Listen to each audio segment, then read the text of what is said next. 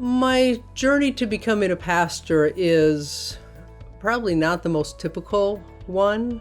I distinctly remember as a kid, we had, at that point, attended a small Methodist church, small enough that, we set up the folding chairs for worship and then we put them away after worship.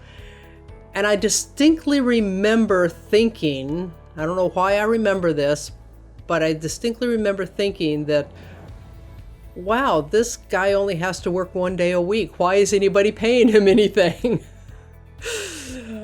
So fast forward from there, that really did not lend itself to me deciding I was feeling called to be a pastor.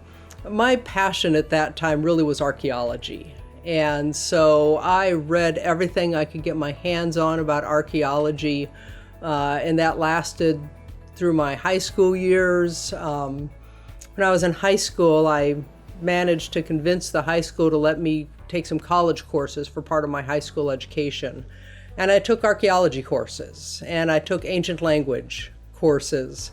And my goal was to be an archaeologist, a biblical archaeologist. Having grown up in the church, I was very familiar with the stories, and I loved the Old Testament. And so I was just fascinated about the geography there and the events. And so Old Testament archaeology was something that just drew me. And so again, I read everything I could on that. Picked a university that actually had a major in archaeology. It was one of the few, if not only, universities at the time that let you major in that. And they also had a wonderful underwater archaeology program, which I was fascinated with, and had done some scuba diving, and it's like I could see myself doing that.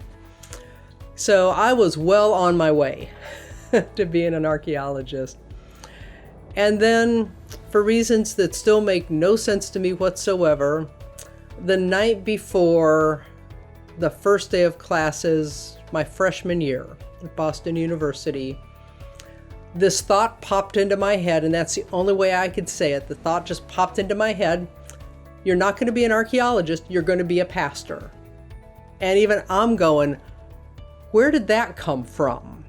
It's nothing I had ever thought about doing. I went to high school in Salt Lake City, and in Salt Lake City, your friend groups, if you're not Mormon, really are built around your church. And so I attended a Presbyterian church there, was involved in the youth group, but it wasn't the high point of my week for me. It wasn't something I really looked forward to. So, this whole idea that I'm going to be a minister really was out of the blue for me. And so the next day I called the pastor of my home church in Salt Lake, and I asked her, I said, how do you know when God's talking to you? And she says, why? What happened?